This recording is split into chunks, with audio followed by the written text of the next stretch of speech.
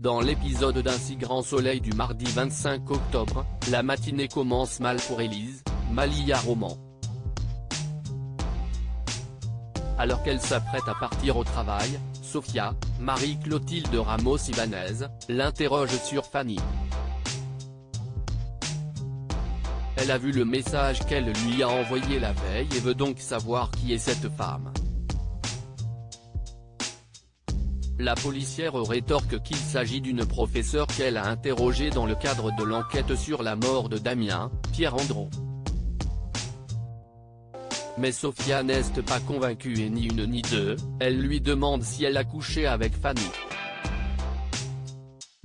Élise lui affirme que non et si cela a fait du bien à Fanny de la voir, si est simplement parce qu'elle se sent coupable de la mort de Damien, puisque si est elle qui l'a dénoncé.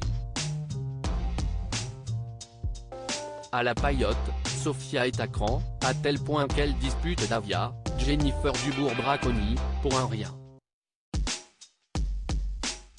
Elle finit alors par se livrer sur son ressenti. Elle estime que sa chérie n'a pas été sincère ce matin et est persuadée qu'il se passe quelque chose entre elle et Fanny. Et elle n'a pas tort.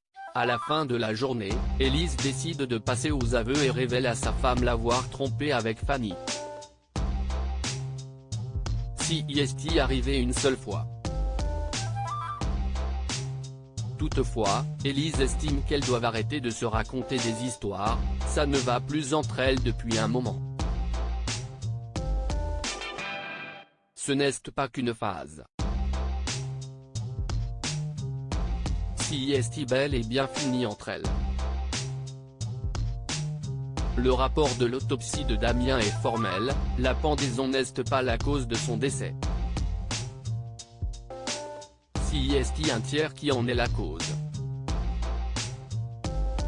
Damien a été pendu après sa mort pour faire croire à un suicide.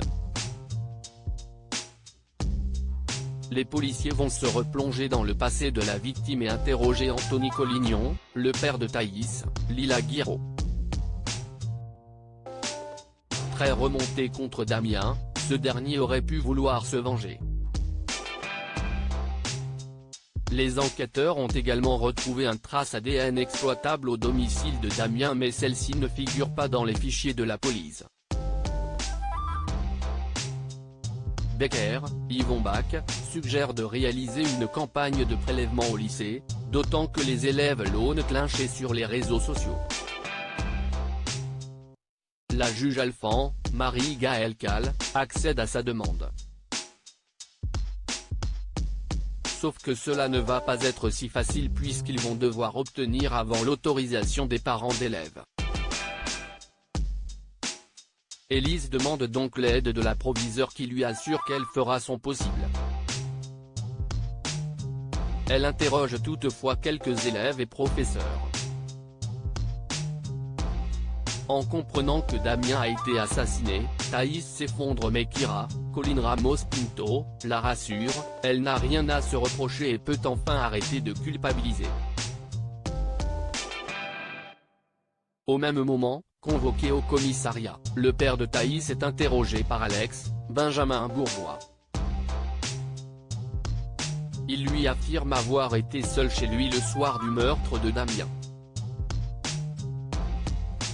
Et surtout, prétend qu'il n'a pas cherché à entrer en contact avec lui ni à le voir.